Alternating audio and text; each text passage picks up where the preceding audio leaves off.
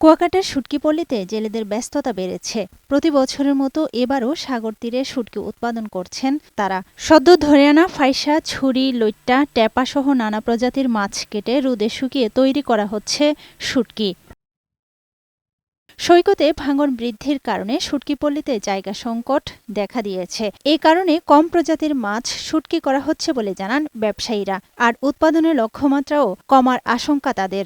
জায়গা না থাকার কারণে আমরা কম কম মাছ আনি, কম কম শুকাই। এজন্য আমাদের লোকজন যারা আছে দিয়ে পোষায় না। নির্দিষ্ট একটা শুটকি মার্কেট শুকনের জন্য একটা স্থান লাগে, স্থানটা আমাদের সরকার দিতে আসে না। আমরা যেইখানে একটু হালকা পাতলা জায়গা পাই ওখানে নিয়ে এই ব্যবসা বাণিজ্যটা করতে। শুটকি প্রক্রিয়াজাতের জন্য স্থায়ী পল্লীর দাবি উৎপাদক ও ব্যবসায়ীদের। মাছ যে কালে হয়, কিন্তু সেই সময় আমাদের জায়গা নাই, আমরা মাছটা উৎপাদন করতে পারিনি বিধায় আমরা ধরা। এখন যা দেখতেছি পরিস্থিতি, তাতে শুটকি ব্যবসা মনে হয় যে আর 2-1 বছর গেলে বা প্রজন্ম যারা আসবে তাদের এই শুটকি ব্যবসা করা টাফ হয়ে যাবে। শুটকি পল্লীর জায়গা নির্ধারণে পদক্ষেপ নেয়ার কথা জানালেন পৌর কর্তৃপক্ষ।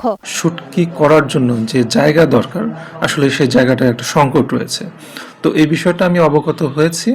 আমি আমার ঊর্ধ্বতন কর্তৃপক্ষ, আমার ইউনো স্যার আছেন, ডিসি স্যার আছেন, স্যারের সাথে কথা বলে তাদের জন্য যেন একটা জায়গার ব্যবস্থা করা যায় সেই বিষয়ে আমি আন্তরিক পদক্ষেপ গ্রহণ করব। জায়গার সংকট সমাধান হলে কুয়াকাটায় শুটকি উৎপাদন আরও বাড়বে বলে আশা সংশ্লিষ্টদের। আফরোজা সুলতানা, বৈশাখী সংবাদ।